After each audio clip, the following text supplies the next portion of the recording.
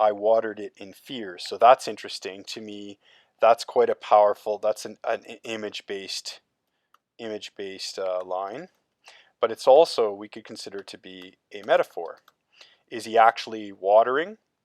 Is he actually doing this act, going out to the garden and watering it? No, he's comparing his anger to something we're trying to nurture. So there's kind of a tension in that image. And then the next one we've got night and morning with my tears. So again, we've got the idea here that he's really holding on to this anger.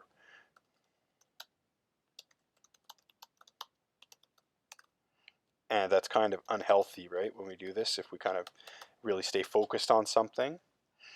And then we've got I sunned it with smiles and soft deceitful wiles. So when we're doing our higher level, it's often quite useful to look at the words, the lines as couplets. Quite often couplets live together as one idea. And so again, we've got this I sunned it with smiles. So that's alliteration, right? Because there's the two S sounds. S, S, the sunned and smiles. And again, it's also a metaphor. He's comparing his nurturing to the sun, right? So you could say compare nurturing anger to the sun. So we've got that idea of heat, right? And of power, because the sun is a powerful holy body in the sky. And then finally, line 4, with soft, deceitful wiles. So he's planning, he's being deceptive here. Deception and planning. Okay, next stanza. And it grew both day and night. So now we kind of got to jump back up and remember the title here is a poison tree. So this is what we call an extended metaphor, right? So we realize there is an extended metaphor happening here. He's comparing a direct comparison between his anger or his wrath with this tree, this poisonous tree that he's going here. Comparing his wrath with a poisoned tree. He's growing this tree in his garden, right? And so then immediately we also have to realize that with Blake, there's a connection to religion, as we stated in our introduction. And so then if we're thinking about a garden and a tree, you got to make the jump that he's making comparison to the Garden of Eden, right? So on a larger and deeper scale that might maybe thematically, we could say that might be a connection here.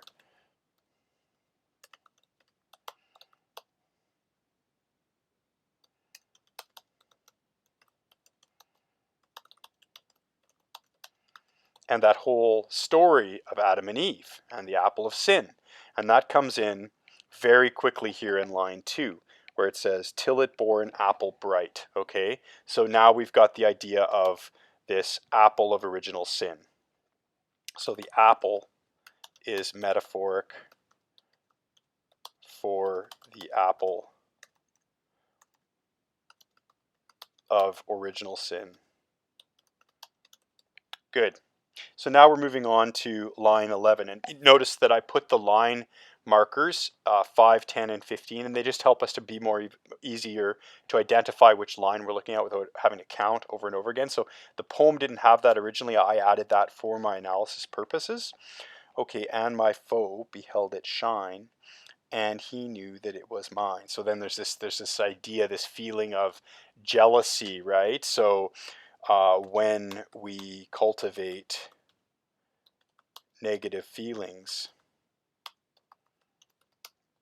those feelings can take on a life of their own.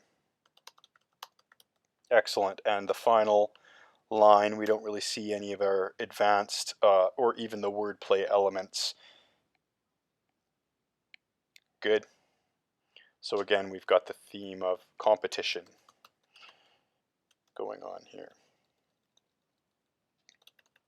Right, we're not hoping for our foe. We want to take from our foe. And that's what Blake is highlighting here. Okay, final stanza. And into my garden stole when the night had veiled the pole. So now we've got this advanced metaphor developing of this idea of sin, right? He's trespassing. So we've got the theme of sin going on here, and this is trespassing. Good. When the night had veiled the pole. So that's imagery based. It's an imagery based line.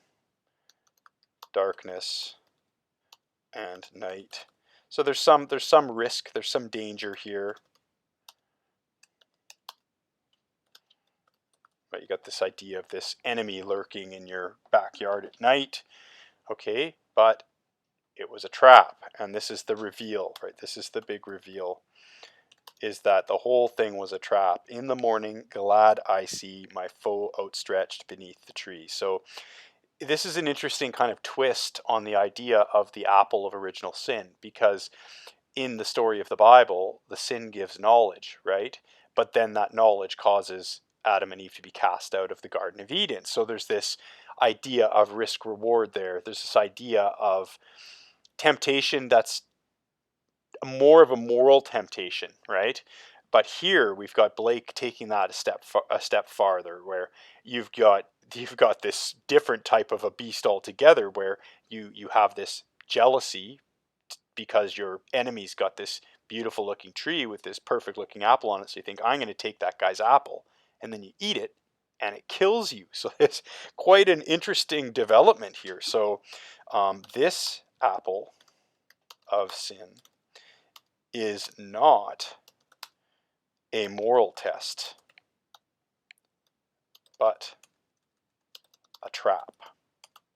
And so then the big outcome is that it causes death. So the outcome is death, right? The final outcome is death. And so again, we've got this kind of pithy commentary by Blake, where he's not really giving us an answer, but he's challenging us to find our own answers. Are we okay with this? Is this the way this whole story should have unfolded?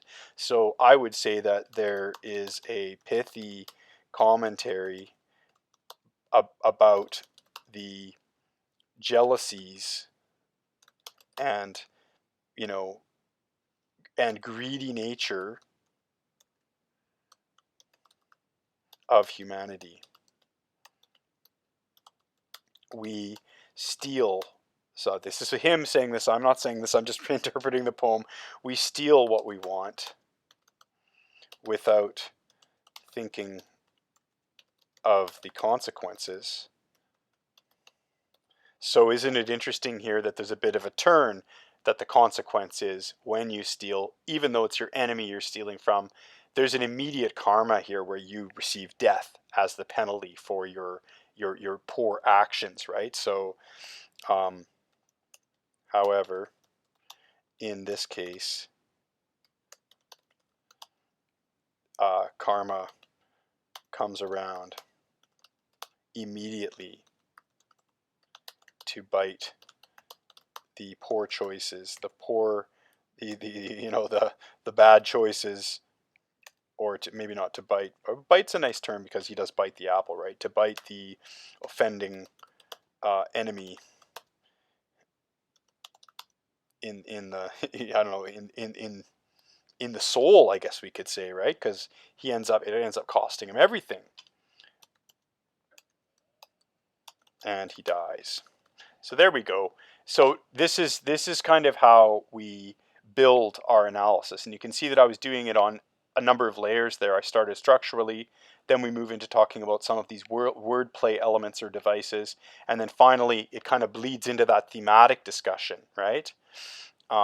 So there we go. That's a little bit of a look at analysis in layers.